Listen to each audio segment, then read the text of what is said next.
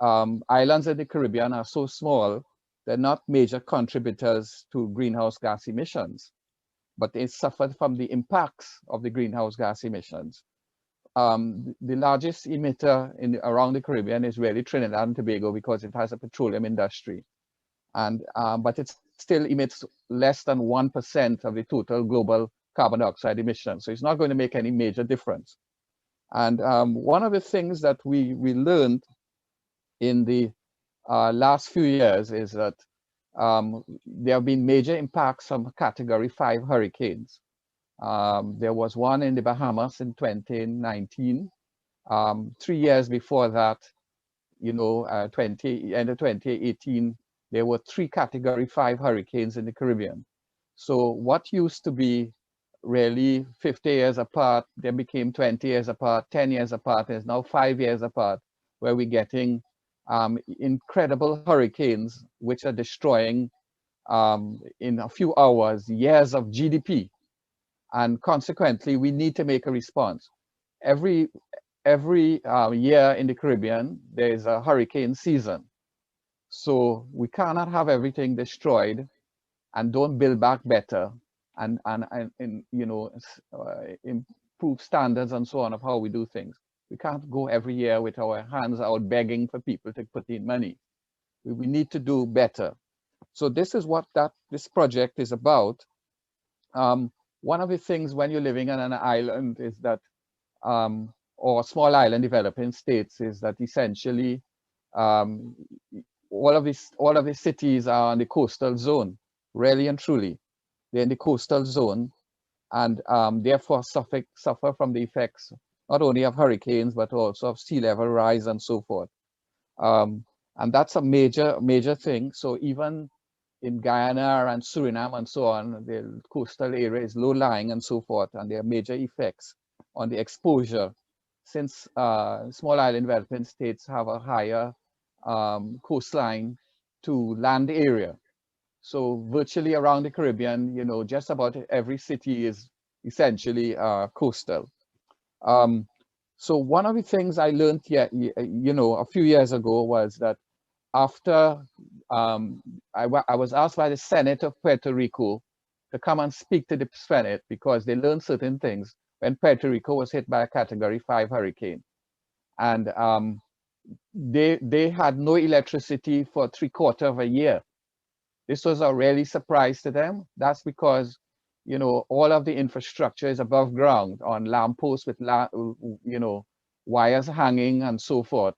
And all of that was blown away. And it caused major consequences to the economy.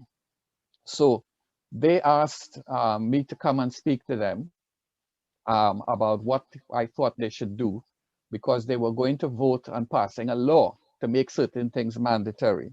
And that was very useful. One of the issues that came up was that, what do you do when there's no electricity? Okay, many people die, they have no electricity. So they have made it now mandatory to keep some solar panels, and even if household electricity goes, you could put the solar panels out on the roof and still get some form of electricity.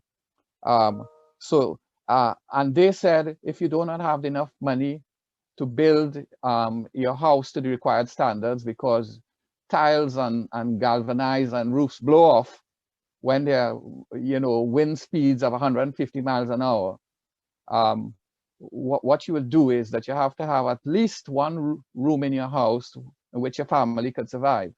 And it has to be built with concrete walls, with reinforced concrete, and a concrete roof, okay? Even if it is only in the toilet, okay?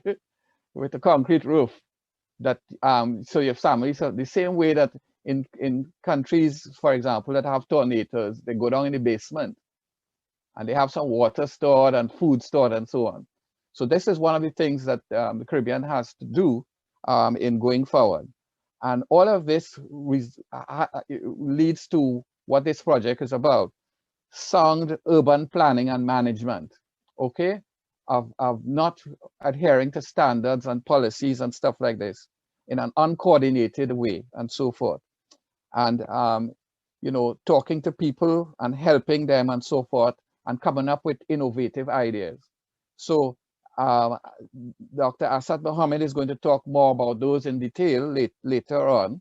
But so let me just say those few words, and I'm going to, you know, introduce, this is the context, and I would like to introduce and welcome Mr. Sanjin Soldatic, Chargé d'Affaires of the Delegation of the European Union, Mr. Gerard Denouden, who's in the Technical Assistant Units of the Office of Africa, Caribbean, and the Pacific Secretariat in Brussels, and who is online and who will speak later.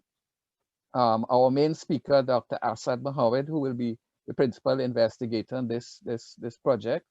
Our partners, Ms. Elizabeth Riley, the Executive Director of the Caribbean Disaster and Emergency Management Agency, CDEMA.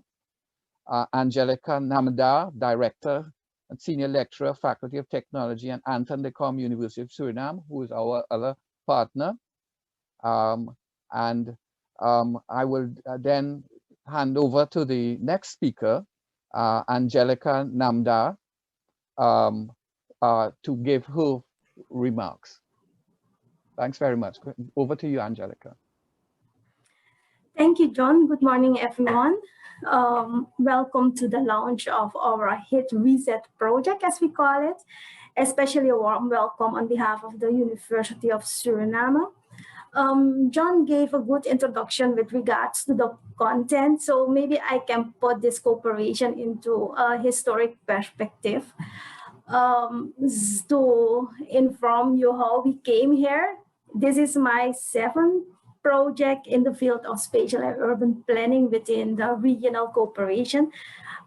At least the 7th project together with UWI, and within those projects we had succeeded in a couple of things.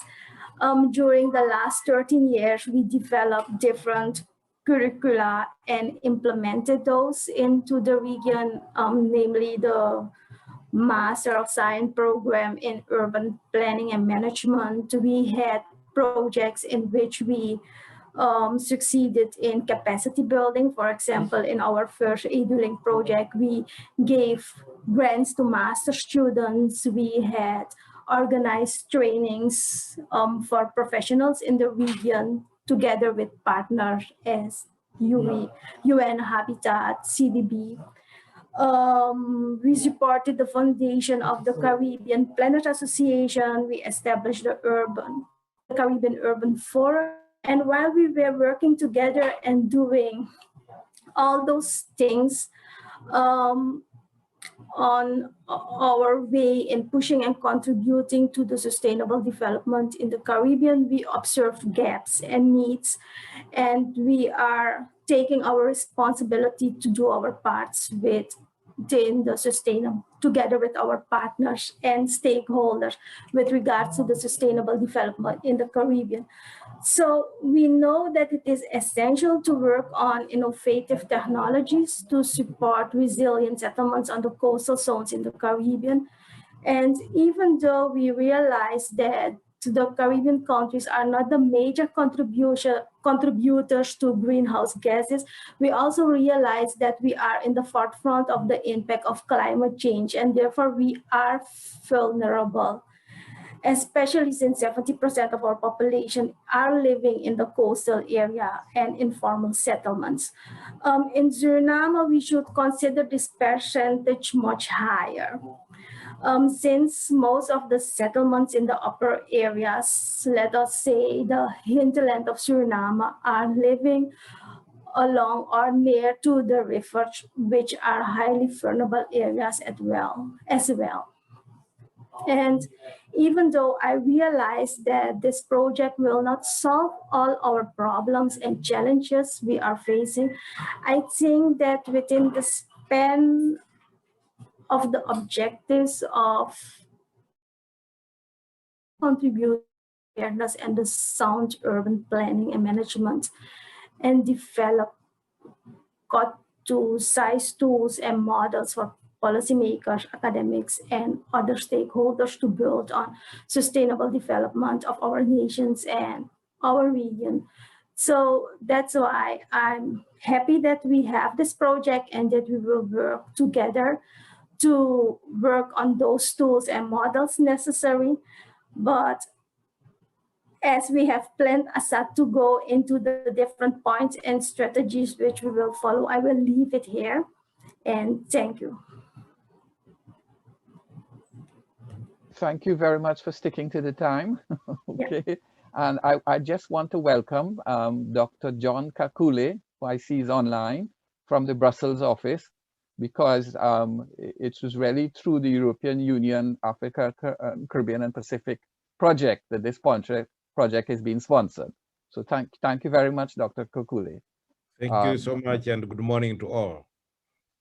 Very good to see you. Okay. Thank you. Right. Yes. So let me just hand over then to the next speaker, who would be Ms. Elizabeth Riley, the Executive Director of the Caribbean Disaster and Emergency Management Agency. Over to you.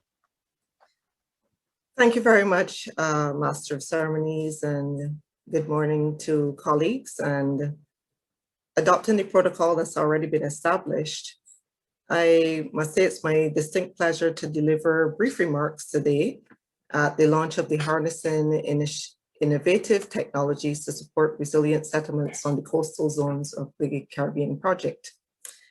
So my colleagues have, I think, set an excellent context with respect to the importance of the coastal zones to the Caribbean countries, and also speaking quite eloquently to the high levels of risk, which we face to multiple hazards in the region. So I want to focus my remarks on just three things. First, on the issue of resilience. And this initiative treats the policy imperative of resilience. Resilience defined as not just how we bounce back, but how we bounce forward in the aftermath of hazard events. In doing so, Hit Reset directly supports two key strategic documents which guide the work within the CDEMA system: the Comprehensive Disaster Management Strategy and Results Framework 2014 to 2024, and the Caribbean Resilience Framework, which was adopted by our heads of government in July 2018, following the devastating impact of Hurricanes Irma and Maria in 2017. And the Resilience Framework itself identifies 5 very much interrelated resilience pillars.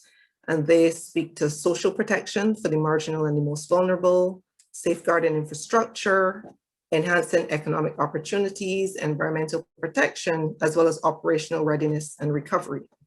So the key message here is that Hit Reset allows us to contribute to the higher level results that have already been agreed to within our region, and for which we have expressed a regional commitment. The second area I wanted to touch on is innovation. And Steve Jobs once said, innovation is the ability to see change as an opportunity, not a threat. Well, colleagues, I think we can definitely agree that the world has changed since December 2019. The impact of COVID-19 has resulted in significant social and economic disruption. And we've also experienced a radical shift in the socioeconomic profile of our region within the last year or so.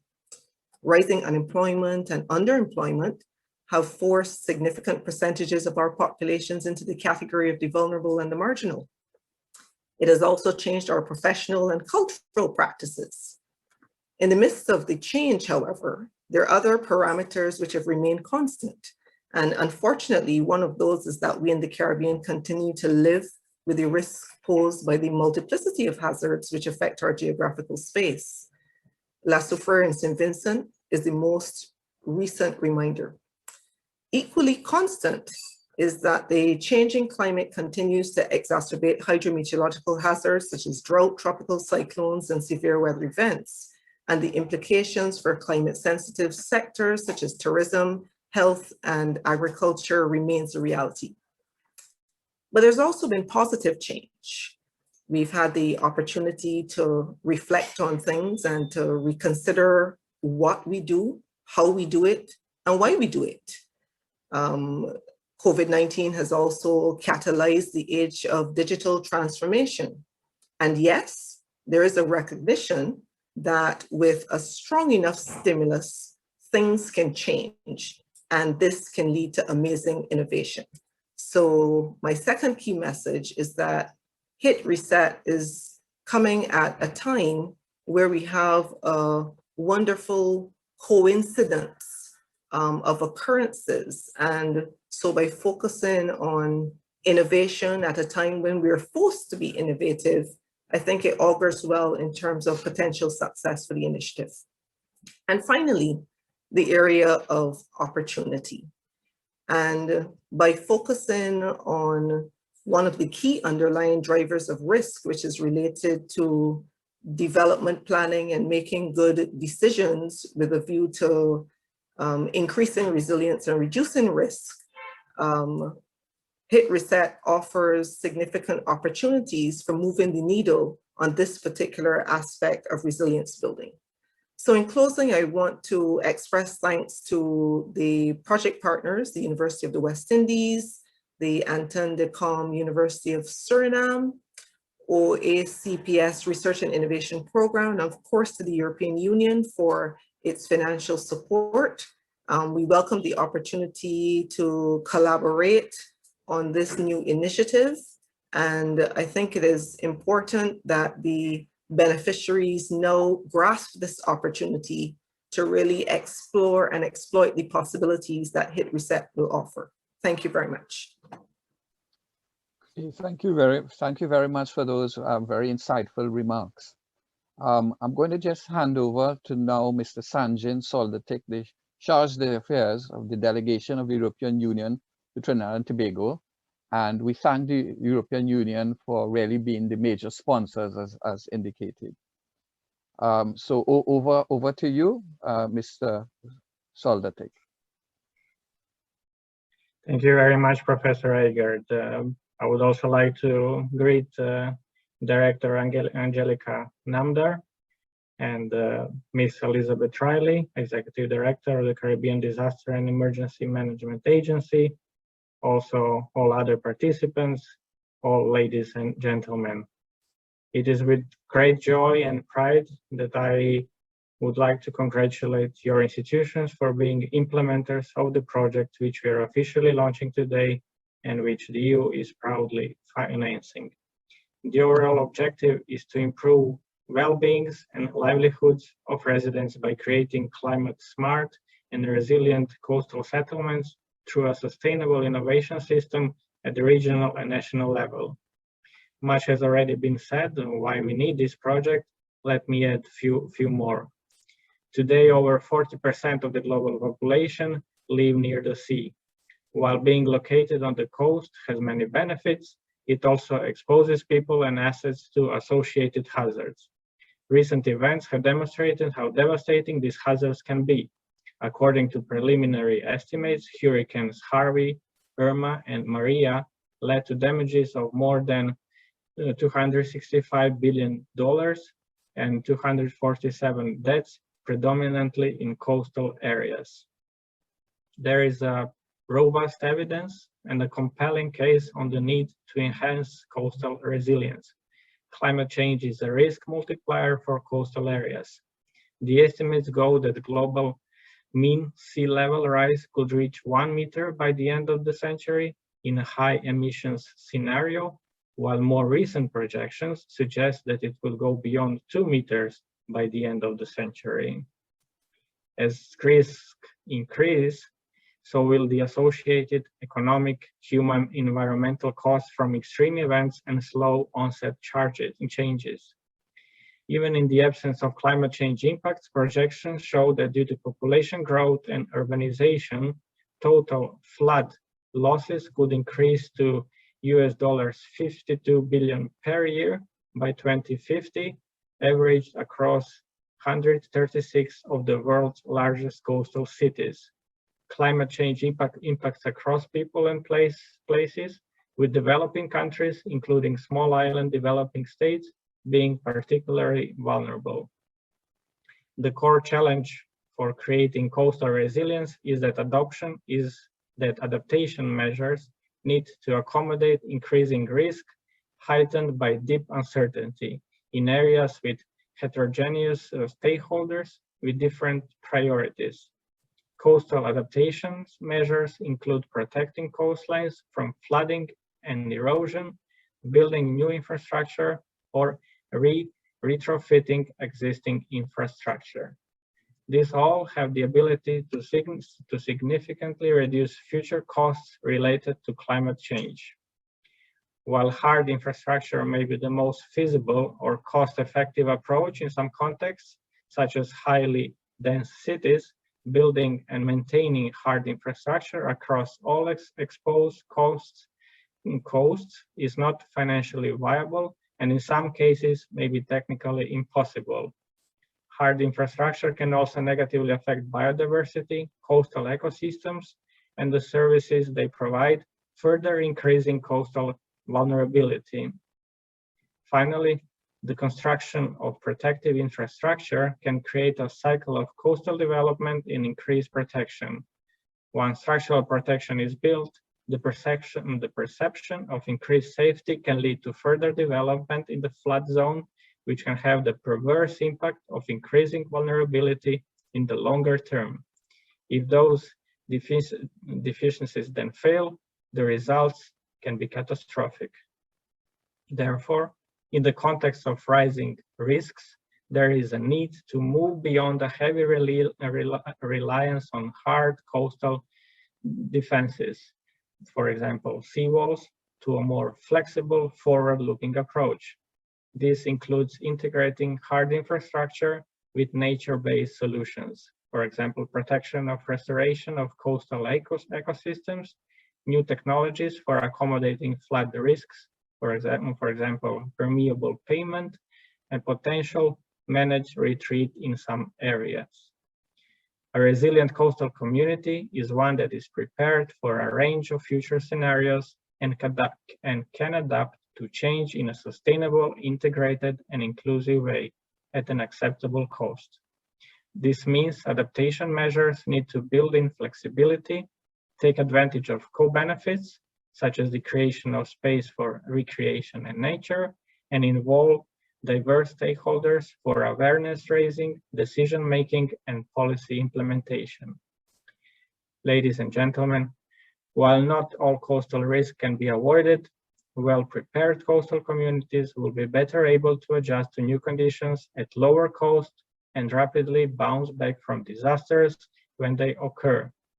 Implementing change takes time, stakeholder engagement, and political will, and needs to be a continuous process of acting, learning, and changing course if necessary. This sets an urgent need for countries to put in place new policies needed to prepare for the future. Your institutions have recognized this need correctly and in a timely manner, and I both privately and professionally look very much forward to learn about the results of the project implementation. I wish you every success and thank you for today's invitation, and over to you, Professor Agard. Thank you very much. Okay, thank you so much for those very insightful remarks as well. So I'm going to just, to keep the time, I'm just going to hand over to Gerard Denouden from the Technical Assistance Unit of the ACP over in Brussels. So over to you, Gerard.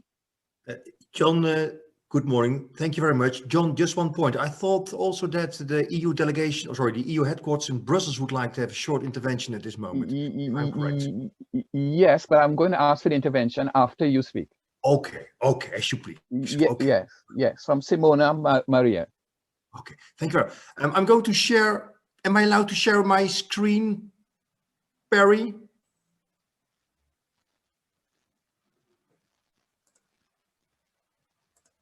I'm not allowed to share my screen. I would like to have a very small presentation, Perry. Yes, it's allowed. It's allowed? Yeah. Okay, are we there? Not yet. Not yet.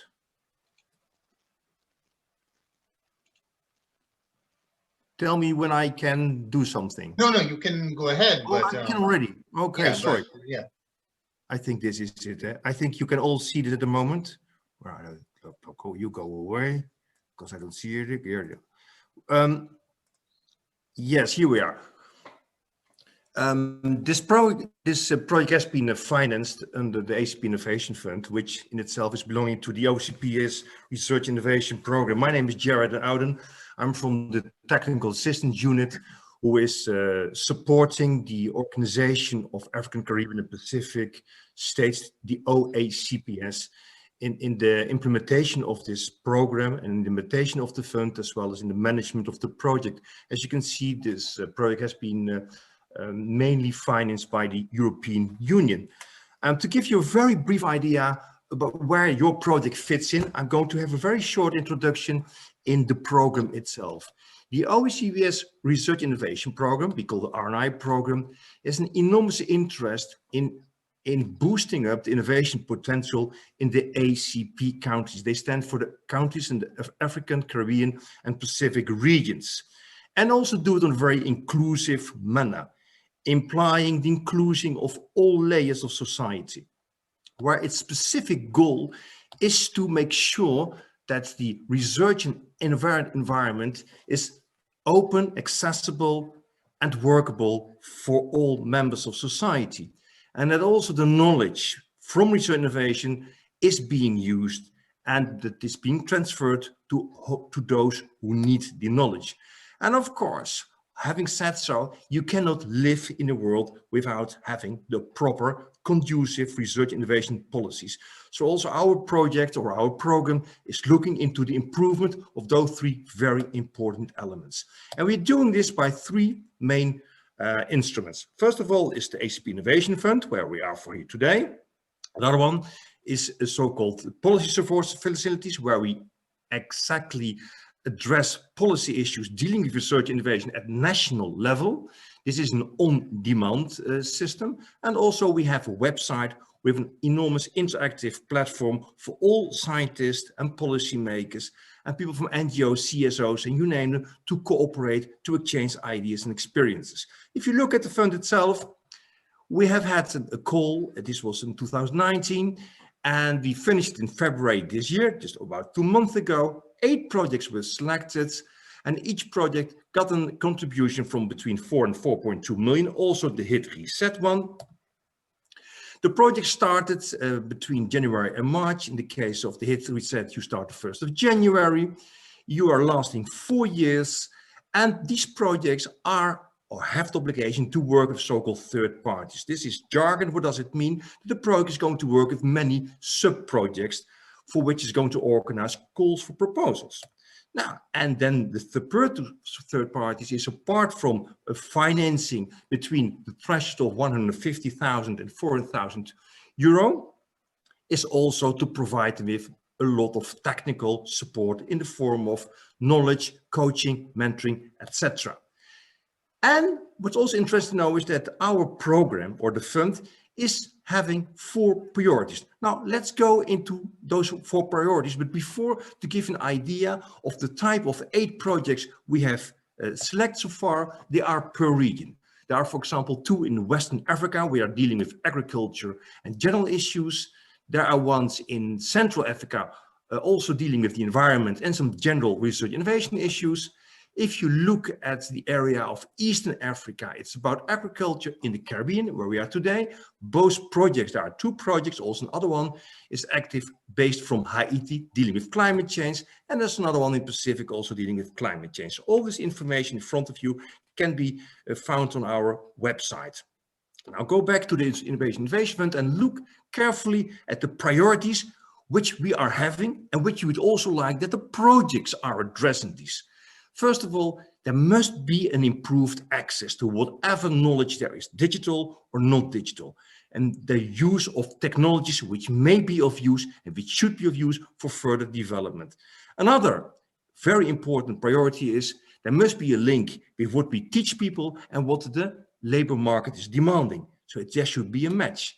Another priority we are looking at is we should be able to look at what we call the ecosystem. The ecosystem is the whole society, is the whole value chain, are all the groups who are involved in research and innovation, from the private sector as well as from the public sector, from industry, academics, grassroots organizations, and other societal organizations.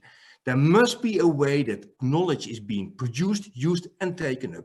And the last priority is there is an enormous importance in addressing the inclusiveness party with what we call the indigenous and local knowledge. There's a lot present over there, even from the past, and we should try to find a way to marry those with the system we are living in today, and also matching, if possible, with modern education systems to make use of this very important component.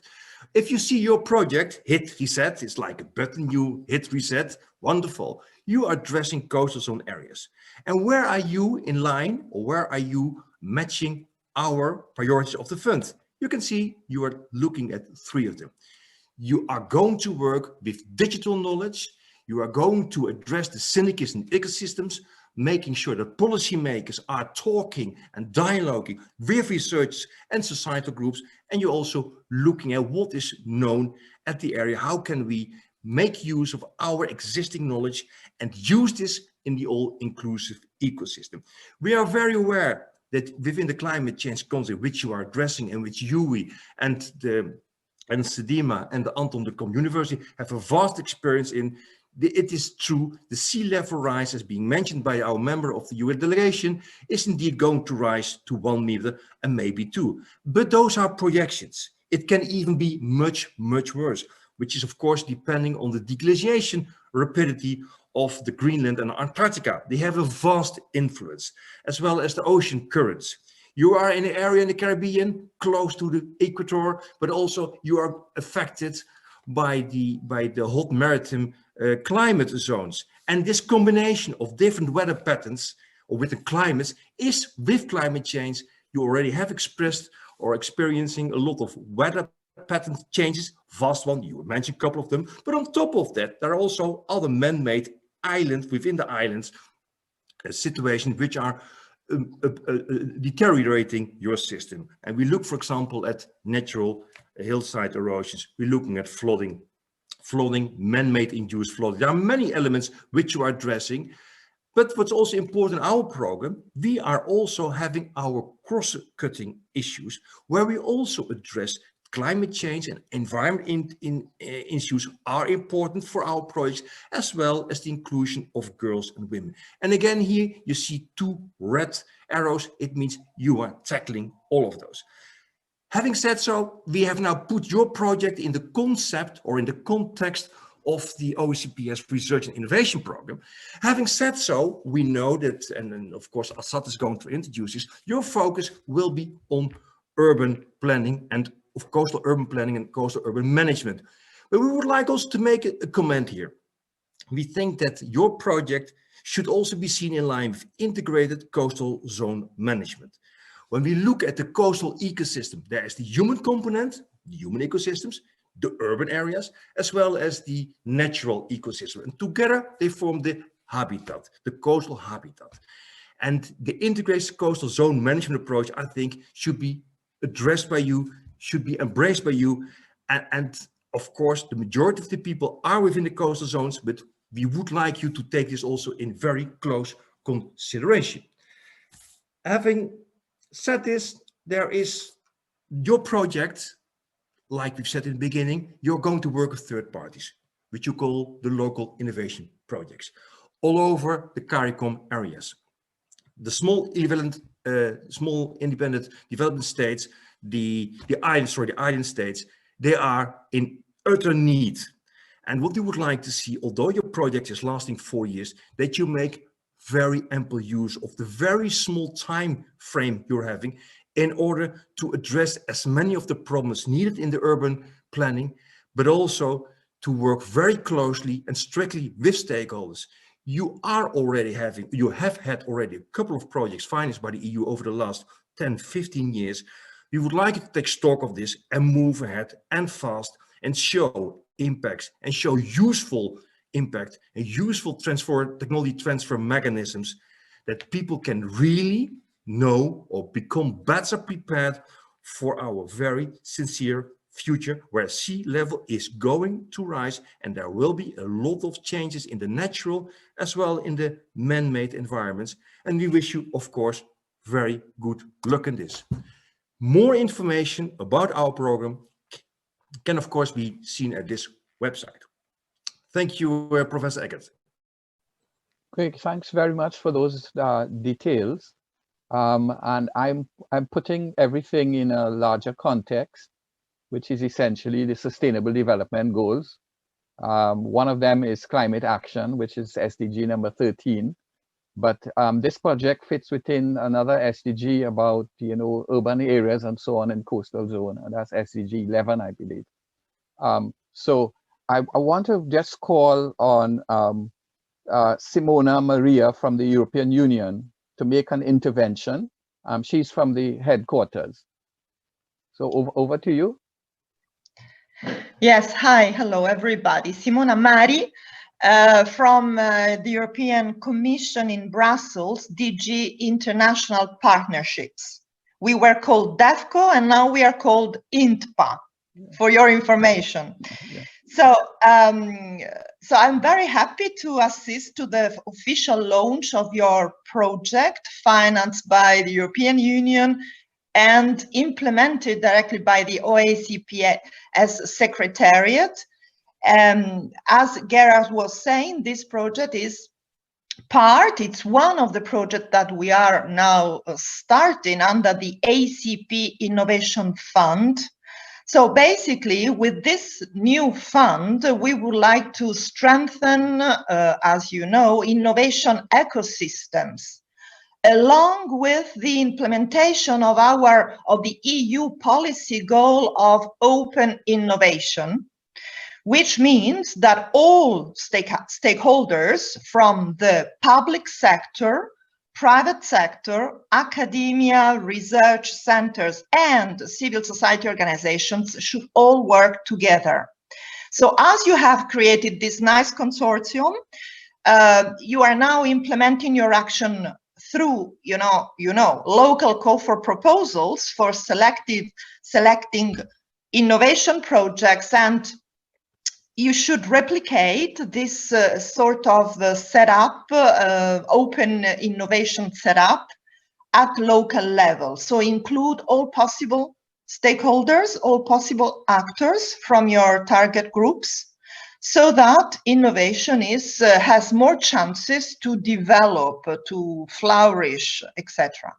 It could be new solutions or even adaptation of technologies already existing, but we would like to see all stakeholders together, working together. And I think that you have already planned to do so, but just to highlight this important point.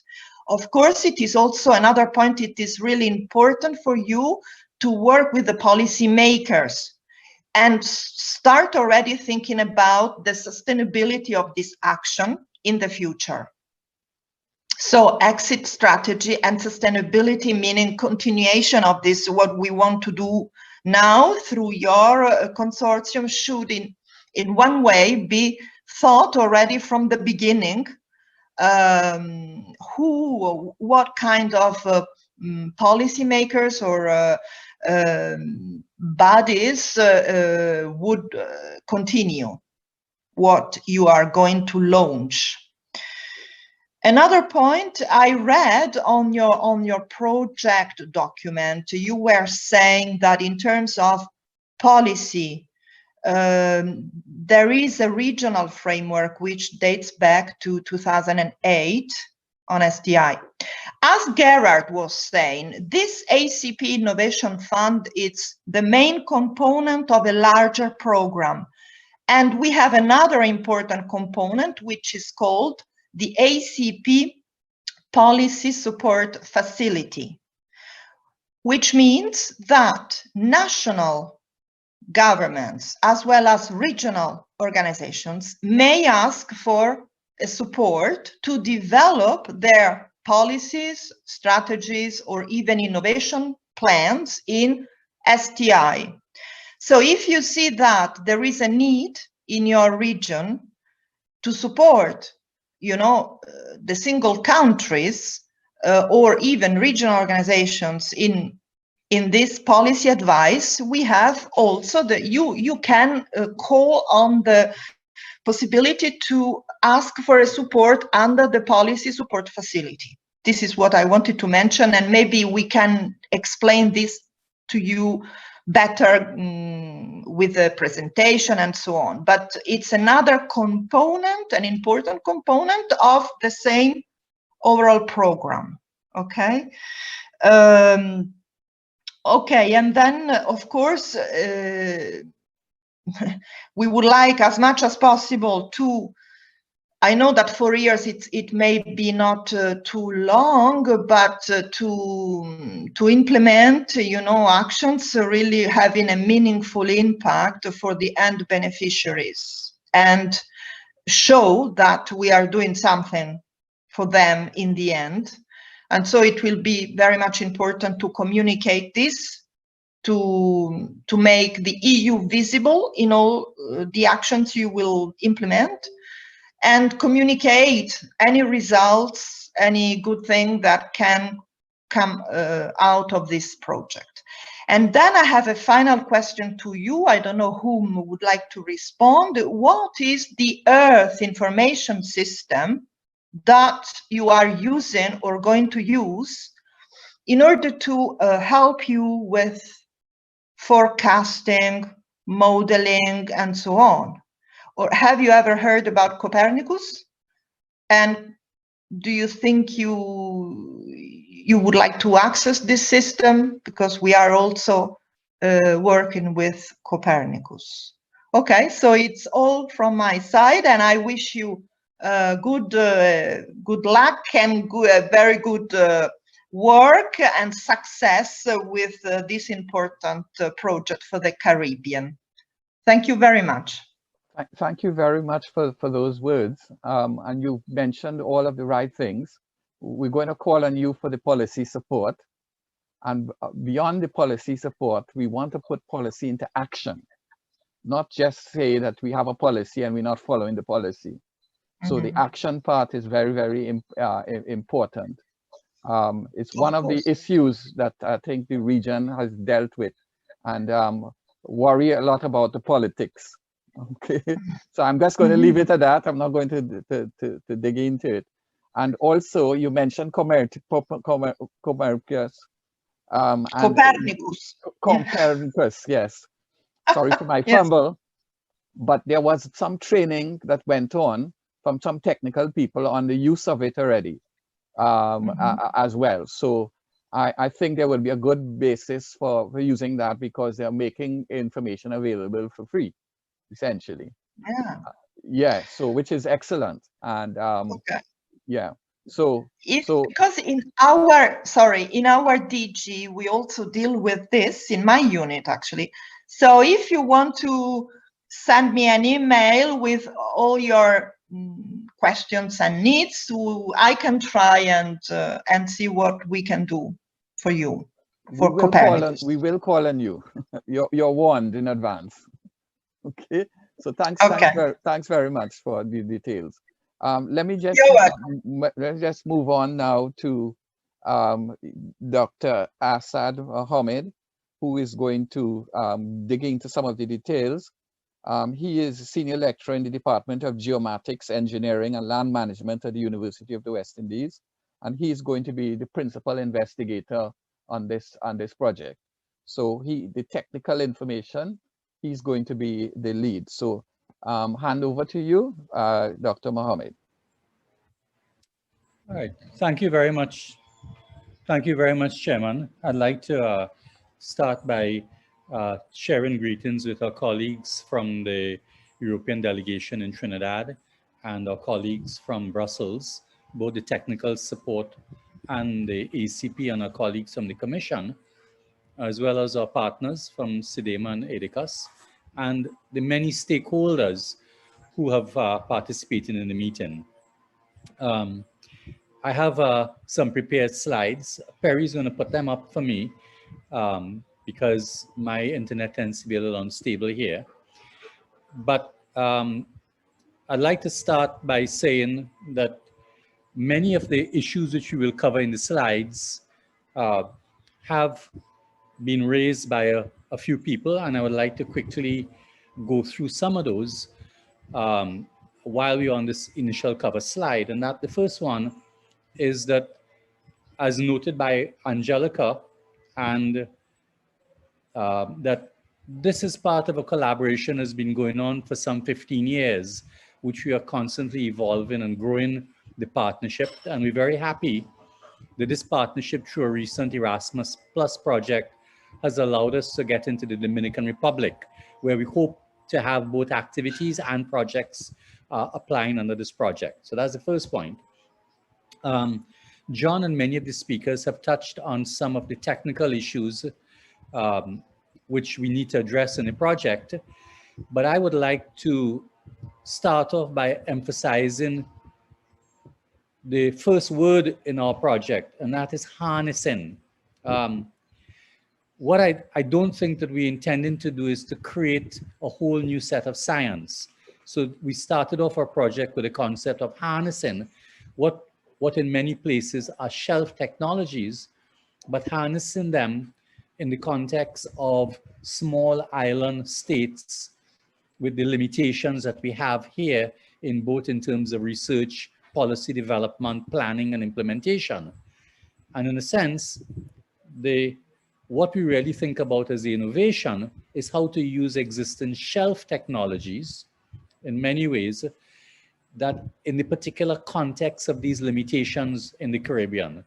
So overcoming the challenges of utilization of these cutting edge technologies that exist and are being utilized in many other parts of the world, but in the context of the Caribbean and dealing with the specific issues in the Caribbean, we see as the core of the innovation. So the harnessing is about not creating and trying to create new science, and innovation is about application in the particular region. Perry, you do the next slide, please. Yeah. So you all have spoken about some of the challenges. I'll quickly go over this. And the critical one is that while we are not major contributors to greenhouse gases, we are at the forefront of the impacts of climate change, and they've been mentioned: sea level rise, storm surges, the incidence of events. And in putting this project together, I was very influenced in trying to see what are the ways in which we address them, working on first with the UWI in trying to address the immediate aftermath of the 2017 hurricane season that John mentioned in Barbuda, the reconstruction of Barbuda. We found that there were many ways in which the information available was not readily available, but could have been addressed by sort of harnessing digital technology and mapping and modeling techniques. And more recently, again, working with colleagues on a UE project with UNDP in the post-Dorian recovery process, again, the issue of how to overcome institutional and data requirements by making use of these technologies again emerged. So this was happening while we were writing and responding to this project. So many of the issues that we would like to address and some of the initial technologies and innovations which we were seeing being utilized in the region form the basis of the structuring of this project. So we've already talked about the quality of the built environment and the settlements and the risks in which they face in the coastal zone. And really, the executive director of CDEMA hit it on the point when she said, resilience is not just about how we respond to the events, but how we build the capacity to limit the impacts of the events around sound urban planning and management in the coastal zone. And I would like to mention, to tell our colleagues from the TAU, Gerard, that we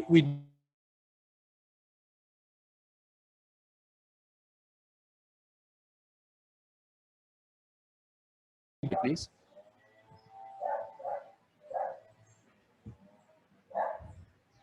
Yeah. So hit reset. As you see, hit reset is a shortened version of the broader concept of the project. And Gerard has already given us a good introduction of the overall concept of the project. In our specific project, we are trying to look at, like I said before, the digital and modeling technologies that may exist on the shelf and try and see how they could be adapted for use to resolve the problems in urban planning and management in our coastal settlements, but that our projects that we choose are regionally replicable. We don't want unique cases. Well, we'll try to avoid that. We want to have projects that have replicability and scalability in the region, and that help us to address the specific types of problems, both understanding and predicting, as well as managing pre and post events. Of course, as the delegate from the commission mentioned, we intend to harmonize these technologies in the context of the policy and institutional frameworks, and notably the capacity of these particular agencies to engage local communities that are impacted by the events in the process of both policy development as well as innovation and use of these technologies. We like to emphasize that we have a long history at the UWI and specific types of projects, not just in innovation and research, but also in supporting and funding programs throughout the region. And we hope to bring this to bear. And finally, these core objectives,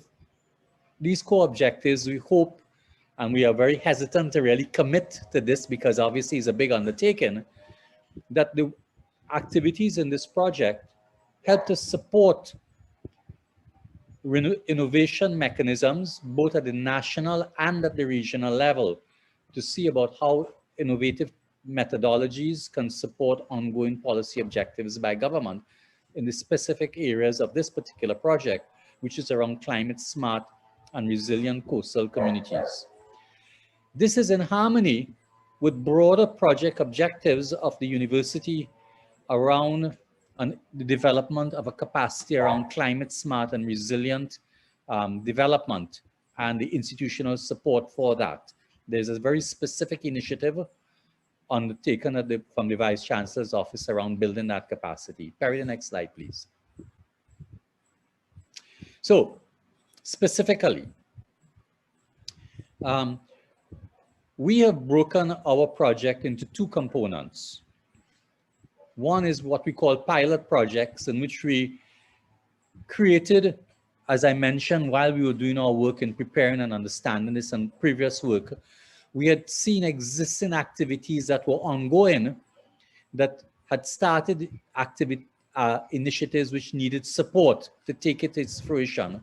And therefore, we created a list of ongoing activities which we hope to support in a pilot phase of the project, where we will fund around 3 pilot projects. One of them would address the issue of what is the global system we're going to use, and that is whether we use Conopica. I'm having problems like John in pronouncing it. There is an existing initiative out of the Association of Caribbean States, in which they've been, with the support of the Mexican and Chilean governments, in which they were trying to capture data and make it available for individual countries. And we expect, as early as the pilot stage, that we'll try to address the larger macro framework of how and what type of data is used. So we are thinking about that.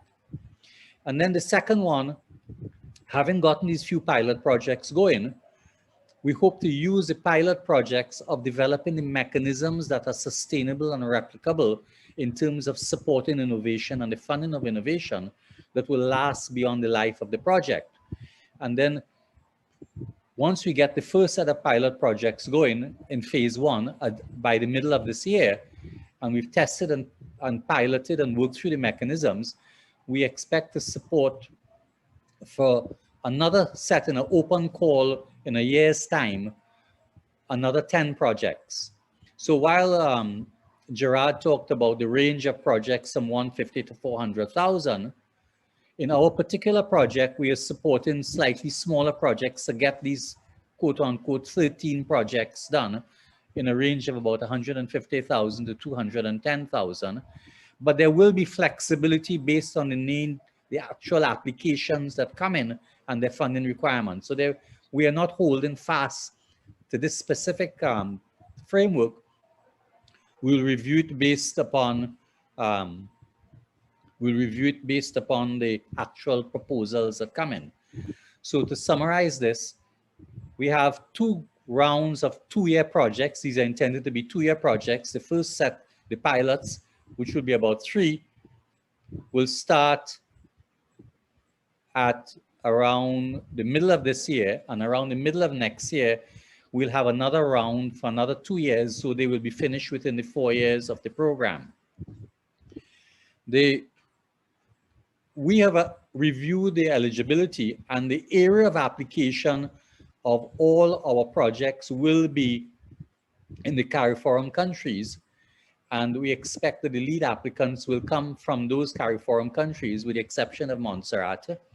But we expect, because of some of the technical limitations that may exist in some of the applicants and some of the countries and the projects, we expect that there may be collaborating agencies for the projects that come from within the eligible EU countries. Like I said, the projects will be 2 cycles of 24 months. Perry, the next slide, please. Right.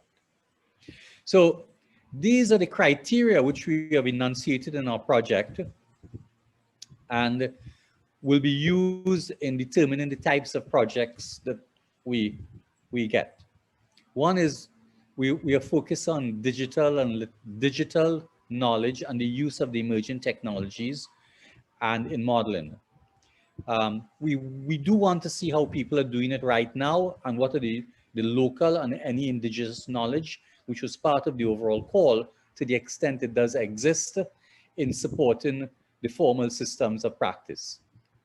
And we're not just only looking at the technologies themselves. We want to choose technologies that promote broader issues of energy efficiency, alternate energy, and healthy settlements, which is in harmony with the whole slew of projects we've been developing over a period of time.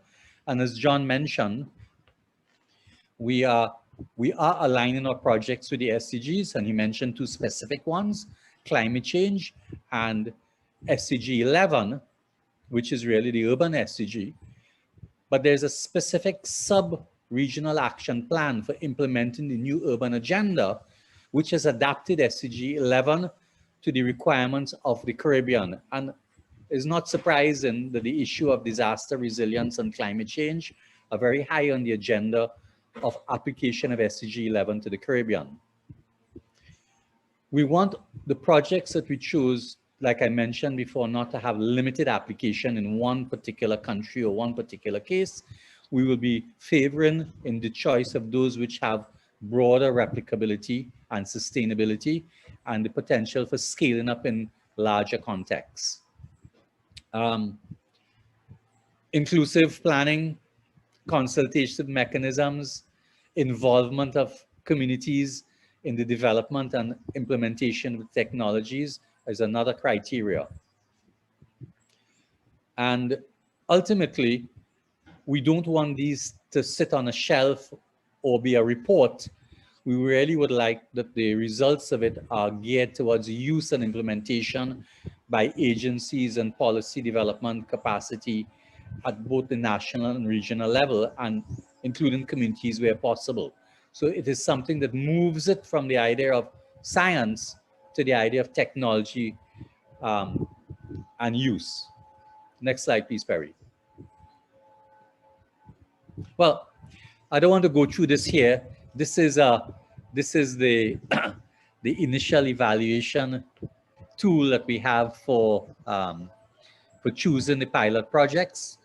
which we've already developed. We expect that this will be refined over the next few months in the process of evaluating and revising and reorganizing these pilot proposals and getting proper applications from the 6 to 10 to choose the 3 from it.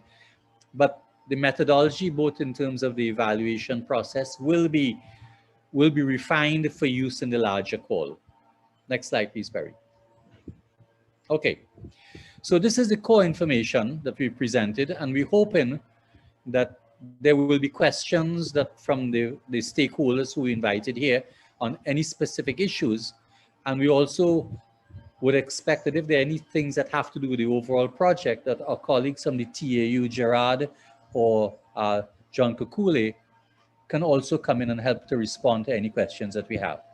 So the floor is now open to questions from among the stakeholders. Okay, we have a few minutes, and I know some people don't want to speak, so they could put it in the chat. And others, if you wish to speak, you can ask that you would like to ask a question. So over to you, everyone. Who's going to be first? I'd just like to mention that we're going to run a quick poll at the end of this to evaluate the launch. But please feel free to, and we'll also ask for people to turn on their cameras to take a photo, but we'll do that at the end of the session. Let me just state that, you know, in the Sustainable Development Goals, number 1 is poverty and number 17 is partnerships. We're looking for partners, you know, to project. We can't do everything alone. So please, partnerships, and ask your questions.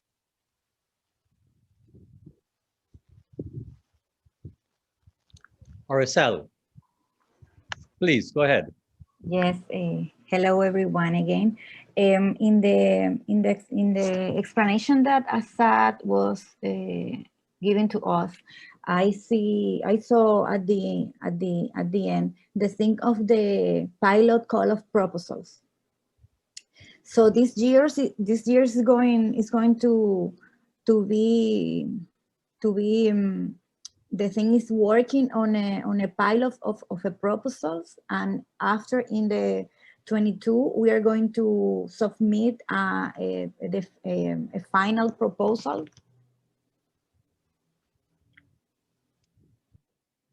Yeah, let me provide some clarity on that, RSL. We have a list of projects, and if people want, I gave an illustration of one of them, which has to do with the macro data systems. Another one had to do with modeling, using digital and modeling techniques of groundwater issues on the coastal zones susceptible to stormwater surge and sea level rise, which is a critical problem we encountered in places like the Bahamas Islands and in Barbuda. These are very critical issues. Another type of project which came up in the pilot stage was how to develop multi-risk, multi-hazard mapping, converting existing data using digital techniques for better decision-making and the regulation of development in another area. So these are the types of projects which we already have on our shortlist. We have one around water harvesting, which came out of Jamaica. We have another interesting one which has to do with issues of transportation, public transportation in urban areas, and risk to women. I mean, these are the types of a very broad range of projects, and we are only going to choose 3 at the pilot stage because we need to work through the mechanisms and achieve the objectives: replicability, scalability, being able to embed it in the local communities, enhance capacity and collaboration between research institutions and municipal governments. So we have a long list of which we're going to choose 3. The people who are not successful out of the pilot stage will be allowed to submit the application in the open call around the middle of next year. We will make a choice, but I expect that the call will go out early in 2022 after we've worked out some of the issues. And we will be using the Caribbean Urban Forum for participation to start to discuss the results and the direction of the projects. So our stakeholders, a broad list of stakeholders in the region, can get an idea of the nature of the projects, the types of innovations that are being proposed, the funding mechanisms, the evaluation criteria. We'll be exposing all the potential candidates to these issues as we go along.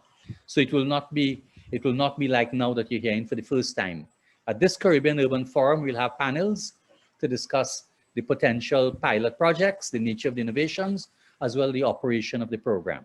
Does that answer your question, Arcel? Or do you have a follow-up question? And we're really hoping that, like I said, that we do get proposals submitted from the DR. And we're actually hoping that we may plan, I think we had indicated to you, a Caribbean Urban Forum in the DR as the project progresses, but COVID-19 may mean that we need to rethink our schedule of where we have that. Yes, so in the development of this year, we, for example, as Pucamaima, our university, we are representing it. Maybe, as you say, that there is a pilot that is pre-formatted of projects. Maybe for us will be better to wait for the next round for 22. Yes, because we didn't elicit a pilot from you all in the first round, you all will wait for 2022. But we will share the draft guidelines that we have for the projects. And these projects take time to put together properly to follow the guidelines. So as soon as we have draft working guidelines for the pilots, we will circulate it broadly as a pre-information for people to start to think about and start to do some work on the proposal, because a year goes by very quickly in conceptualizing and developing these projects. So the idea is to start to share information with people so that by the time the open call comes next year, the projects are well thought through and developed.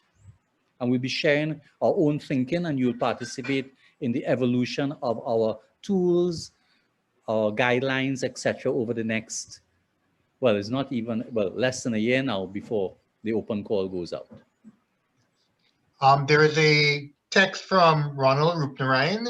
Would a project that focuses on the mental health impact of disasters on vulnerable communities be considered suitable in the general scheme of things? This is a critical area that has gone more or less unexplored. Most interventions speak to immediate geophysical impacts and limited focus on this long-term socio-cultural impacts and interactions. If I could respond to that question, I actually wanted to open the floor to see if Gerard has any comments based on my question. Subsequently, I see him writing very busily, and we've had some good discussions on this.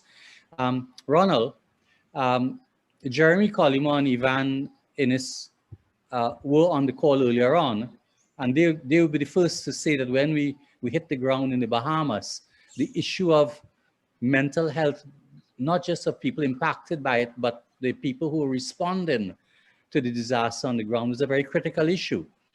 And obviously, if mental health comes up as a critical issue in improving resilience, we would be guided by the broad objectives, which is how do we make use of digital technologies and methodologies, which is where the core of our innovation.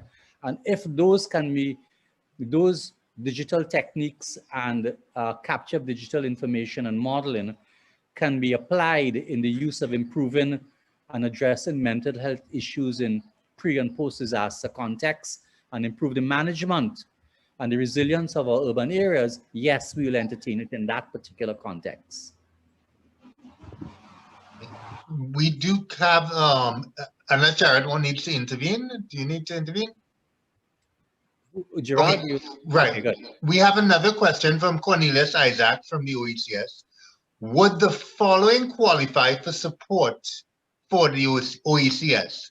Design of an incentives regimes to encourage resilient building practices, including building retrofits, particularly for existing and new low-income properties. 2, design and implementation of a mainstreaming strategy for the financial services sector to support building code and guidance implementation and compliance. Those are very complex project proposals, Cornelius. And as you know, we do have ongoing collaboration with the OACS, and we're hoping that the OACS does apply, because we see the OACS as a long-going partner in the sustainability of innovation in the region. And we know that, for example, your ACCA project, which is European funded, we would obviously want to seek to find harmonies. Again, it will be similar to my answer to Ronald.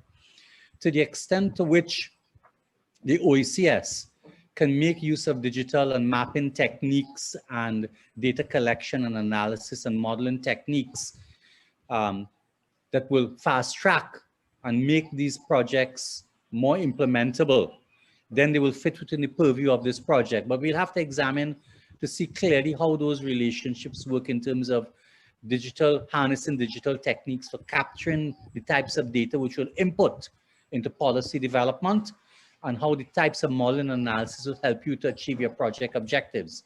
We have to continuously come back to the use of harnessing innovative technologies around data collection, digital data, and analysis and modeling, which is at the core. The area of application, once it supports resilient planning and management of our coastal areas, and there is a harmony in your questions, yes. I guess we'll have to work this through at the project proposal stage to see whether it meets the core criteria for the project. But we do want to be flexible because it is a small region, and coastal resilience has many dimensions, as we mentioned, in terms of health and in obviously low-income housing and retrofitting. How we could support that would obviously be important both for preparedness and post-disaster recovery. Does that answer your question, Cornelius? You can. Yes, Doctor. That's a good start. I look forward to, continuing that dialogue with you all so that, we could find a way to at least make some of it happen. Thanks. I'm just going to repeat this again for our colleagues from the EU and the ACP. The UWI would like to continue to work with organizations like the CDB and the OACS, CDEMA, the other regional organizations, because we see ourselves as working in partnership. As John said, partnership is SDG 17, and we see that ongoing relationships with your organizations, especially we could find synergies between some of your ongoing EU-funded programs. We talked in our recent discussions around policy, and we talked about integrated landscape management. So yes, these are some of the areas that, Gerard, we talked about integrated landscape management, how it related to it with the OACS. So we are already talking about where they will go with the OACS in terms of making specific proposals under this project.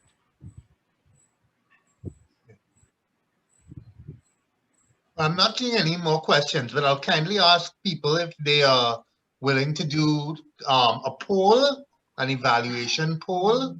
We'll leave it open for a few minutes. Barry, can we please give a chance to invite? I see there's some new message. Are there any new messages? Can you check and see? No, there are no new messages right now. Anybody can put their hand up if they need any further clarity.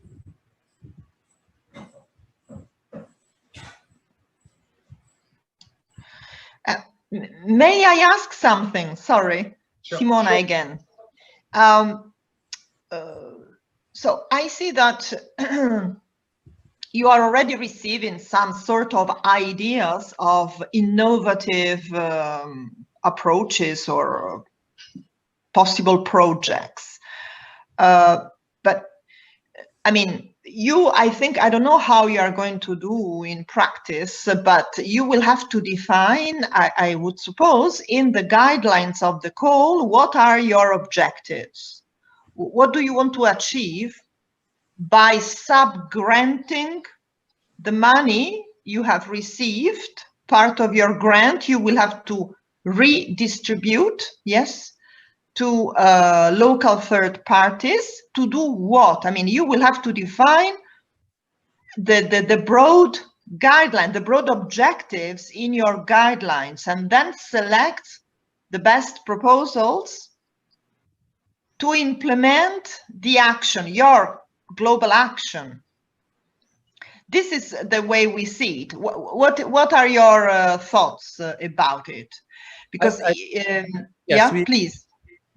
That is what we intend to do. In fact, in the slides I presented, I did two things. One is one of the slides I had discussed what are the project objectives, the overall project objectives, which is in the proposal, and all the applications must meet those overall, fit within those overall project objectives.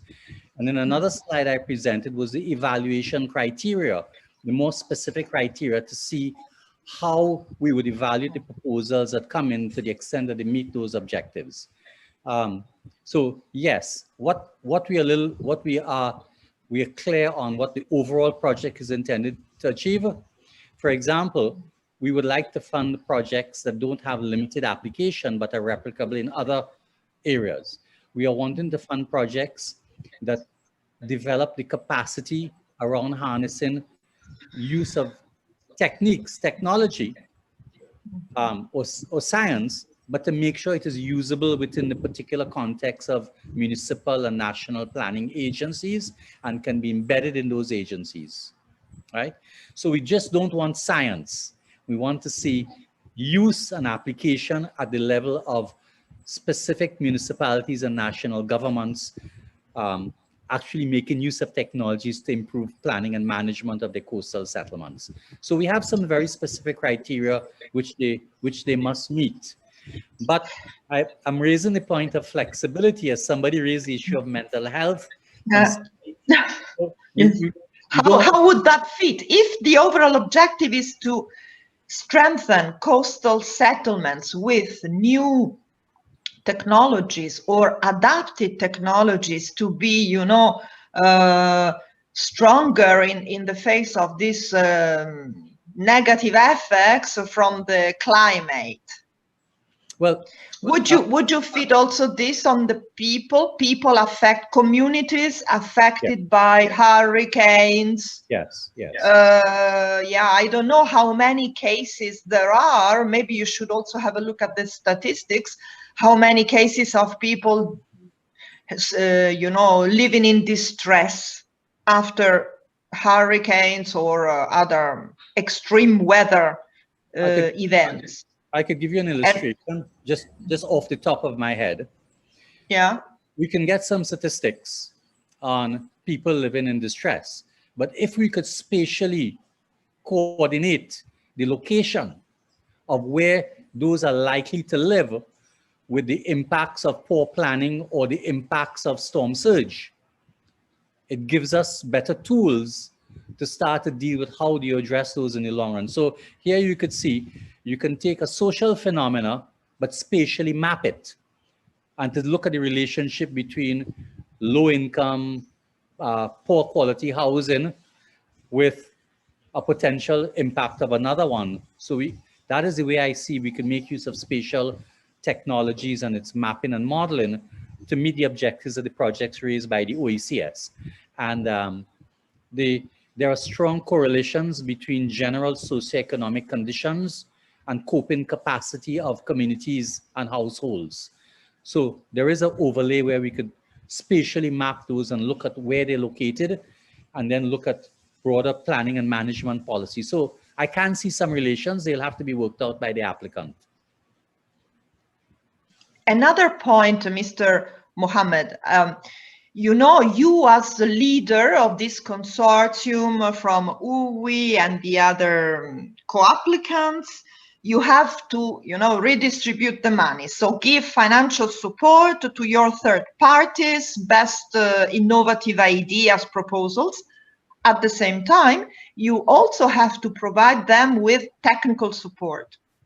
Meaning, if they need technical assistance or trainings or even capacity building or in whatever matters, I'm talking about the third parties, you know, so the communities living along the coast or even the research centers that can contribute or innovation hubs, I don't know what are your third parties. Your consortium is also due to provide them with any kind of technical support that they may need. Yes, have you planned this in your overall work plan? Well, first, let me repeat the comment that John made, in that we do intend to also draw down support from the policy support facility. We do intend to do those. But in the resources allocated to the UWI and its partners, not the resources that will be granted to the beneficiary, the third-party beneficiaries, we have put in resources in there for supporting innovation, for providing technical support to projects on the ground, and for assimilating information that will be useful to our partners and documenting it, and making use of the Caribbean Urban Forum for holding panel discussions and meeting as the project progress. So we very much have resources allocated in the existing resources to ourselves and our partners to providing technical support for the grantees. Very well then. Thanks a lot. Okay. All right. So I would say, Perry, I don't see any more hands or any more questions, and I'm very thankful. I will say I'm very thankful for the support that we've had from the EU and the questions which provide any further clarifications. Again, I'm going to ask, in addition to our colleague from the Commission, if Gerard has any issues he would like to raise finally before we close, and then I will hand over back to John. Thank you, Asad, and also thank you, Perry, and thank you, John, for the presentations you've had during the launch of your project. And among the tens and tens of participants you have invited today, I do hope that they are coming from a variety of your neighboring islands and not only from Trinidad. And I hope they will be very encouraged to participate in your project. Your project can be a signal to show to others how to deal and how to make use of technology in order to be in contact with each other. We have to communicate. We also know very well the disasters of the tsunami in Southeast Asia, what happened when a system does not work, when an alerting system does not work. You do not wish something like this to happen with a sea level rise. Although it may not sound a lot to the main person in the street, to the general public, it is an incredibly fast speed that the sea level is rising, and that it will, and per definition, it will influence the communities, not only at the coastal areas. I was talking about integrated coastal zone management, by the way, Asad, this was the term I was using. This is indeed important, but also the hinterland will be affected, and not to mention issues like salinity. To come back on the comment of the mental health component, of course, when technology can help to avoid these type of things, and when there is a coherence with your overall project, of course this can be considered, but maybe as part of a project, not a project in itself. So you can think about a wider project in which, for example, mental care or the medical health or the mental care can be treated within. But that's again up to the objectives of your project and how you would like to address them. I think it's important that the 3 pilot projects you are going to award very soon, after, of course, there will be the call, that they will be given high priority in visibility of what they are doing and how they are working and how they are collaborating within the members of what we call the research and innovation ecosystem, the stakeholders from the private and the public sector at the different islands. Because when you give ample visibility to them, then those who can apply in your other call, which you have foreseen for 2022, can already learn and know what is at stake. So I think that this pilot stage will be a stage in where Suriname and CDEMA and UWI and all the other partners you would like to collaborate with should make ample use of. You have to be very dynamic, you have to be very communicative, and because people are curious what's happening. You cannot only do this with your Caribbean forum. This is only part of the communication. You must look at island-wide, SITS-wide, and do something with it. We from Brussels will certainly be looking at you. Not only at the way how things are being done at the way we are going to finance the project, but also intellectually, what will come out of it. We are very keen on what's happening, what will be the hurdles, what will be the roadblocks, how you will overcome it, how the individual projects, your pilot projects will deal with, how you will deal with. Because again, people will be watching you. Not today, not that many, but in the future they will. So Asad and John and Perry and Cheryl, please make use of the momentum your project will be alive and show that something can be done to adapt to the climate changes and to counter back the natural hazard things and look at the integrated aspect of the full island in themselves. And we wish you all the luck.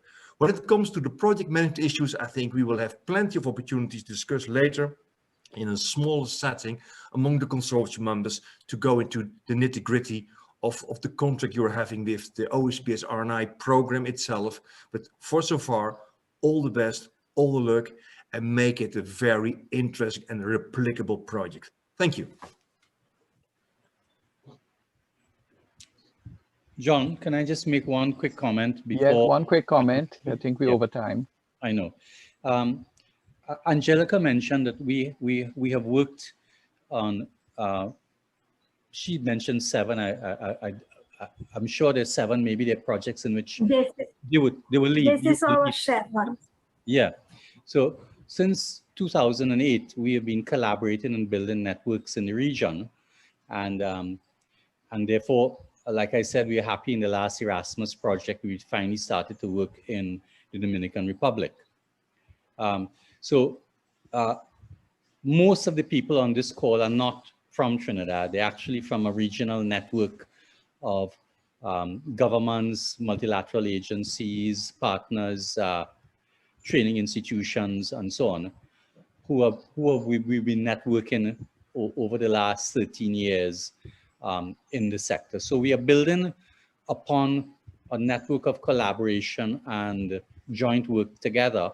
And we are hoping that this project allows us to deepen and that existing regional network, but also acquire new partners and new collaborators as we go forward. So in the short answer to your question, Gerard, no, the majority of people are not from Trinidad in this one. And the UWI really is actually a regional institution with very broad outreach in the area. But we are trying to build our networking and through our projects and through partnership. John, over to you. Right. Okay. It's good to end on that partnership word. Very, very important. So I just want to warn everybody what we learn out of this project. I'm going to communicate to the Intergovernmental Panel on Climate Change. Okay.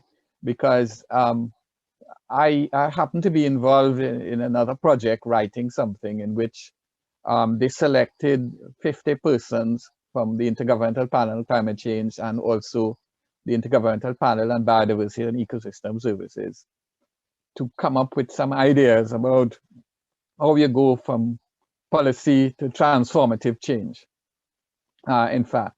And so this project, the ideas that come out of this are some of the things which we would like to reference, you know, to get to the action part, which we keep coming up with over and over as well. So just alerting you you know, that the learning here will be communicated globally. And also in my putting on my other hat, where I was written to by the Secretary General of the UN with regard to the Sustainable Development Report and how to progress those indicators. All of the learning here is also something that could feed into that bigger picture globally, not just the region. So just alerting everybody, very important, you know, no pressure, okay? But this is a very important project in which, you know, novel ideas and approaches going forward will be communicated globally. So thanks very much, everyone, for joining the meeting and for all of the feedback, you know, going forward. And we'd like to bring the meeting to an end. And to thank the European Union very much for sponsoring, and DevCo, and seeing Simona, excellent. Okay. Thank you so much. Yes, you know, a very important opportunity for us to be partner together as well to improve the future of the planet. So thanks very much, and take care, everyone, and hope you have a good rest of the day. Thanks so much. Before you leave, I'm kindly asking everyone to just turn on their cameras so we can take a photo. Oh, photo. Okay. Yeah. Everyone just turn on their cameras. Some people are shy. I don't know.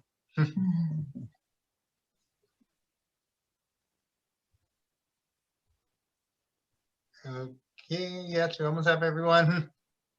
Okay, we'll take a camera. All right, we'll take one there. Okay, that should be good. Let me just take one more with my actual camera. All right.